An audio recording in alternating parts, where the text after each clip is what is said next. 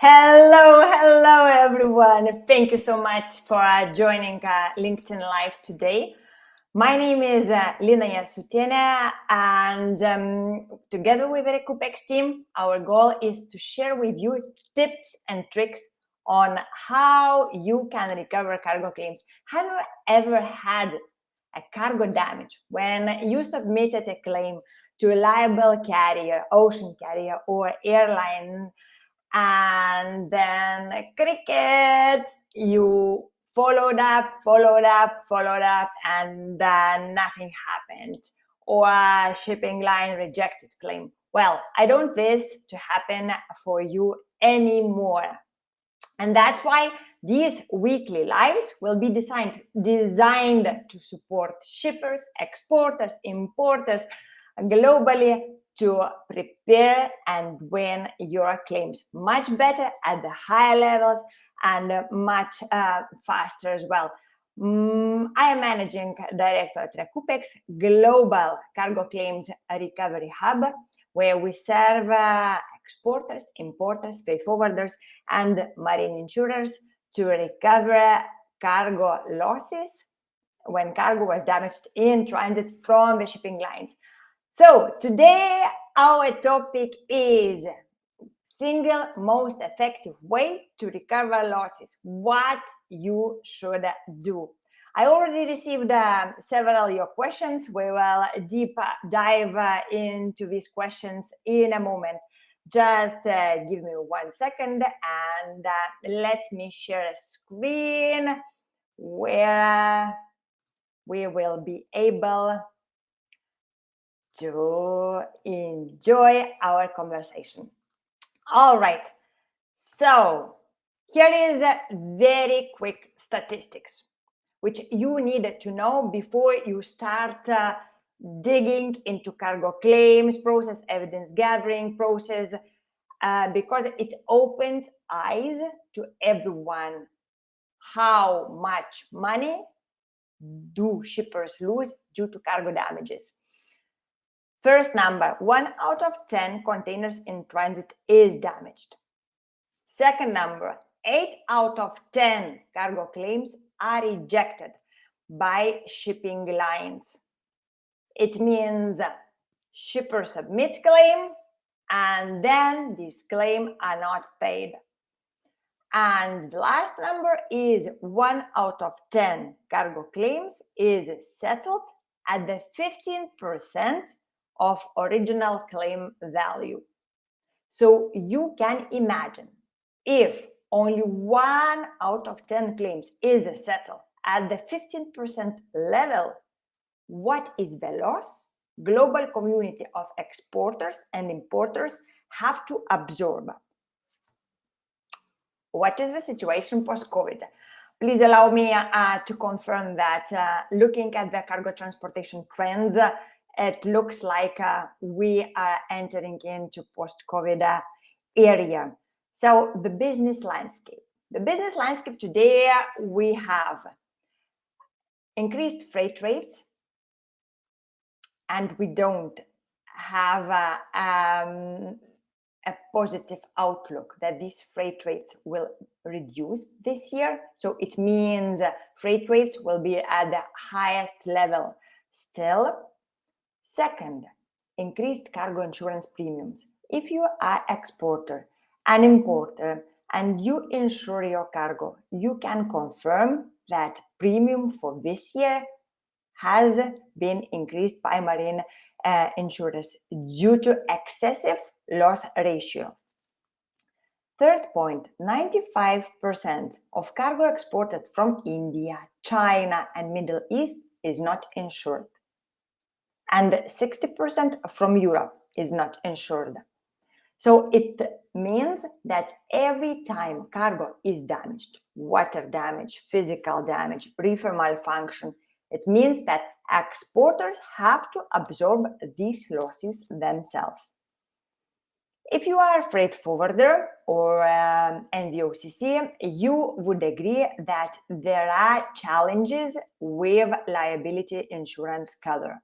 It means that they don't always cover cargo losses, they don't always pay your claims, and the process is lengthy and complicated to get money from your insurer as well.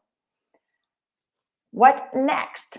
We have still equipment shortage, fewer free days at the destination, and decreased demurrage and detention charges for importers. And then continuous COVID outbreaks and excessive delays persist in the market.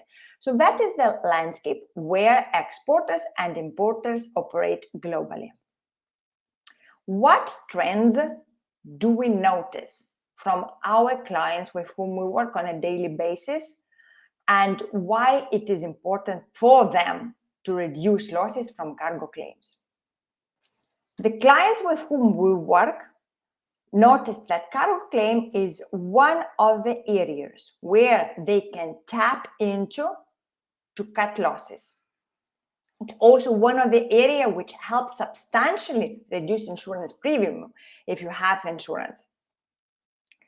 So what we noticed is that liability insurance gather and commercial settlements between exporter and importer to pay cargo claims or to absorb losses is not affordable anymore. Exporters and importers are emerging from COVID, and they cannot afford anymore to absorb losses for cargo damages. While before COVID, it was always the case. You absorb a little bit, I absorb a little bit, and then not worth to pursue shipping lines because they never pay. That was the mindset before COVID. After COVID, the mindset is that every penny counts. We also noticed increased interest from freight forwarders to retain shippers through value add and services.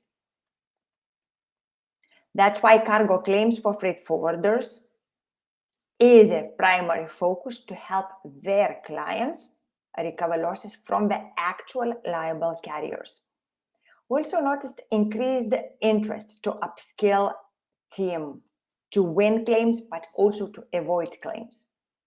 In most organizations, there are somebody in charge of cargo claims. It can be import, it can be legal department, it can be insurance department, or a logistic manager that does all of this. But there is a specific need from companies to do this work properly, where the outcome is actually recovered losses. And obviously, there is a huge need to improve evidence gathering process. And today we are tapping into single most efficient way to win cargo claim, and it is to present cargo damage evidence properly. How do we do this? Exporter, when cargo is shipped, and importer, when damaged cargo is received, need to prove that cargo was shipped in good condition, in sound container at the origin, and it arrived damaged at the destination. They also need to prove how cargo was damaged. You need to provide pictures, videos of damaged cargo, extent of the damaged cargo, and damaged container to the liable carrier. Bear with me. You don't need sophisticated tools. You don't need classes, courses, universities to know how to document cargo damage. All you need is iPhone. That's it. Let's carry on. How does it look like in real life? Here you see an example from one of our clients. Cargo loaded at the origin in good condition. There is a craft paper on the side panels, on a roof of the container, cargo stuffed properly, dry bags. And here in the second picture, you see same cargo, same container with a hole on the roof and clearly visible water lines. Having these pictures, which does not cost a dime, is the fastest way to ensure cargo claim is settled by the liable carriers. Because here there is no brainer. You don't need a survey, you don't need an expert to tell anyone that cargo was damaged due to the hole where rainwater infiltrated and damaged coffee bags. All right, here is a little theory. Oftentimes, clients ask us, okay, what exactly shall we inspect at the time of loading and at the time of discharge to evidence that actually cargo was loaded in good condition and discharged damaged? The answer is simple. Use your common sense or given checklist. So you go through the following. You inspect cargo for rust, holes, wear and tear, dents on the roof in particular, because dents open up in transit and rainwater can ingress. At the discharge, you check if there are any holes on the roof, on the side panels, on the doors of the container. If rubber gaskets are in proper condition, you check floor of the container. If it is reefer cargo, you always check and document loading temperature at the loading and temperature of the cargo supply and return at the discharge. And obviously, very old techniques to inspect if cargo is in good condition at origin is to use a light test. So light test is empty container before loading cargo, doors closed, and check if there is any way from somewhere light infiltrates into container. If there is a light, it means there is a hole. And chances are that cargo will be damaged in transit. What do we actually receive?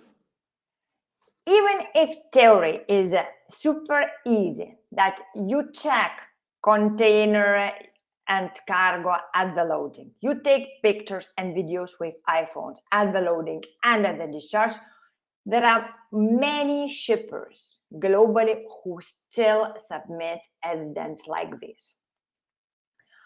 This type of evidence do not guarantee claim settlement or favorable settlement. Let me tell you why.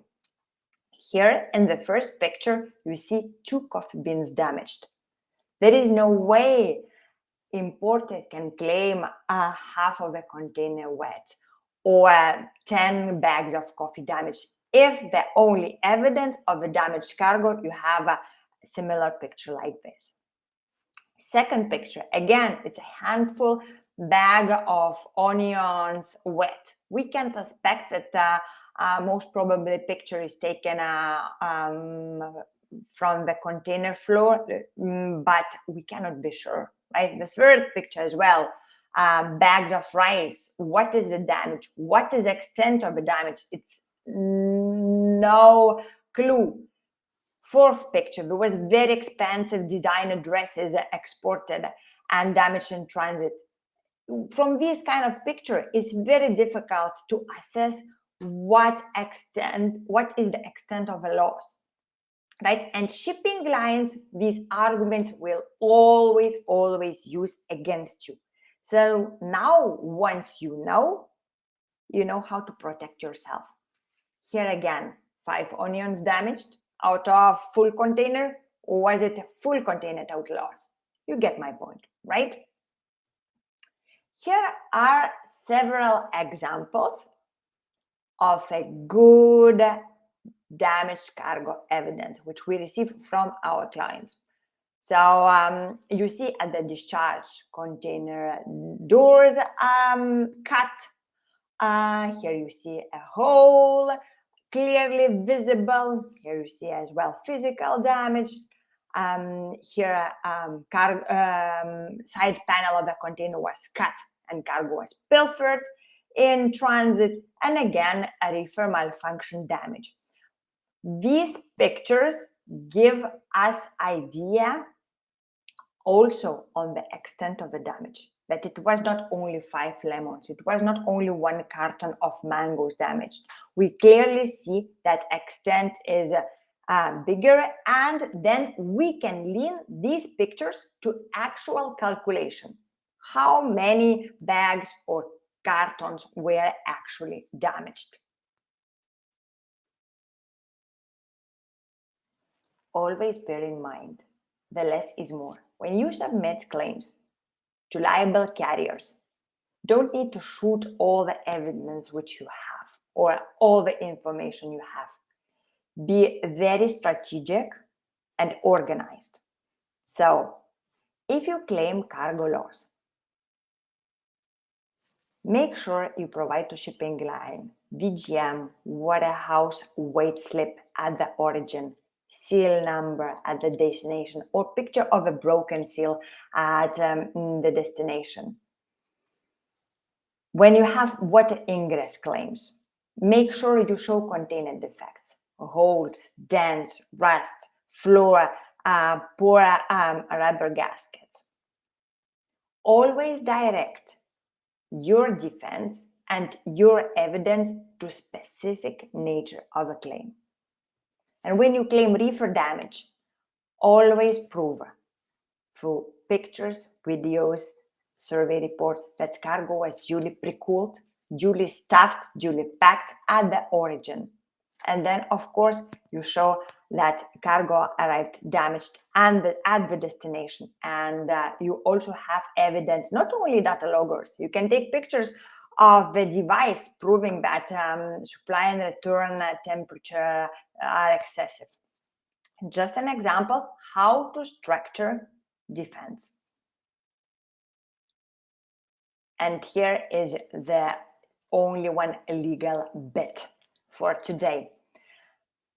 If it is possible, we always encourage importers to submit a claim notification to liable carriers within 3 days after cargo delivery. It is a simple way to put the burden of proof on the shipping line for a cargo damage. If you notify shipping line within 3 days, then it's up to shipping line to prove that the damage happened not because of a negligence or from the shipping line part. It's extremely helpful. Standard procedure, antiquated procedure, but legally it helps enormously to accelerate claims outcome. Here are hot questions which we received for this specific webinar from you guys. The first question is pre-shipment and post-shipment survey report necessary if we collect evidence ourselves? I always say that we appoint a surveyor in very few cases. So when cargo is high value, such as pharmaceuticals, machinery, where we need the expert confirmation that cargo was actually damaged in transit, then external qualified surveyor should be appointed. But when we ship foodstuff, when we ship garments, home decor, packed, palletized goods, there is no need to appoint expert surveyor if you follow these steps. You duly document with pictures evidence that cargo is loaded in good condition, in good container at the origin, and you prove at the destination that cargo arrived damaged, and you show how this cargo was damaged. Second question, how long shall we keep evidence? You as exporter and importer, the question of how long to keep evidence depends if cargo arrived damaged at the destination. If importer confirms cargo is in perfect condition. I pay to export 100% of claim value, cargo value. We're super happy with the quality. Then there is no need for you to keep this evidence any longer. But if there is a claim going on, or if cargo arrived at the worst condition, then you loaded it, then of course you have this all evidence, you present all this evidence to the shipping line immediately.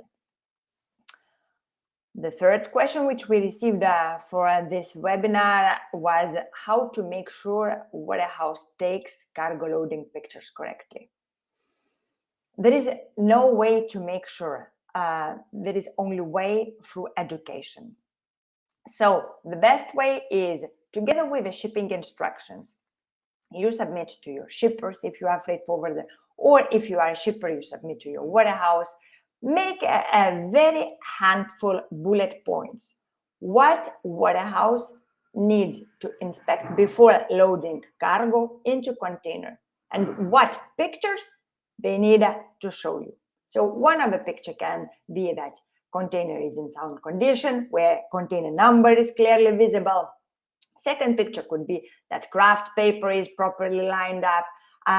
The third picture can be that a cargo is stuffed properly, packaging is proper, and we can ensure that full load of cargo was actually stuffed in container before closing doors. The same is applicable for a destination, because the same question we can ask how we can ensure that receiver takes a proper evidence. It's only through communication. You as exporter, you share with your importer that, look, we don't want to absorb cargo losses anymore. That's why from now on, we always document and we take evidence of the cargo damage. And it is not enough that you take a picture of one carton damage or with one little box of pasta damaged. No, you take pictures of the cargo in the container, proving how cargo was damaged. Simple as is. This process is so straightforward. Even if importer rushes to return empty container to container yard, he still has time before actual destuffing, during actual destuffing, to take simple pictures with a smartphone. Here is very quick aftermath. What happens if you, as a shipper, continue not to pursue cargo claims, or you overlook this area of business? It happens that every claim you absorb is money saved to liable carrier. Simple as this. Every claim you absorb sets the precedent for actual carrier how to handle your claim. So if you never claim, if you don't have evidence, if you don't have a processes to collect these pictures proving cargo damages, then it will always set the precedent for a carrier. Hey, this shipper is not serious, they don't have evidence, that's why we can keep rejecting their claims. Lack of pursuing claims is also lack of visibility on shipping lines, inland carriers, airline performance when they actually underperform, when they damage cargo. It's very difficult to say from top of your mind how many claims you had, how many claims were paid if you never actually pursue. You just face losses when the cargo is damaged, right? But if you don't pursue claims, it's very complicated for importer to assess, is this shipping line better than other one, when the freight rates are the same, when the transit time is similar. Then cargo claims settlement process and actual settlement outcome could be very good way for shippers to differentiate shipping lines. And always remember, if you have procedure to submit pictures properly, as we discussed today, make sure your team or yourself follow up regularly, meaningfully, strategically with a shipping line. Don't expect that the first claim you submit to shipping line, they will pay money immediately 100%. That was all which I wanted to share with you today.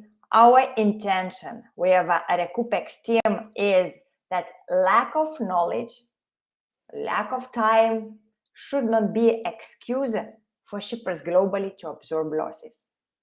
I really hope that we were able to contribute with knowledge today to help you tweak a little bit in-house processes and settle yourself for success, to recover your claims faster, more efficiently. And if you have any question, you can always reach us out at Recoupex. We will gladly support you. I see you at the next event. Bye.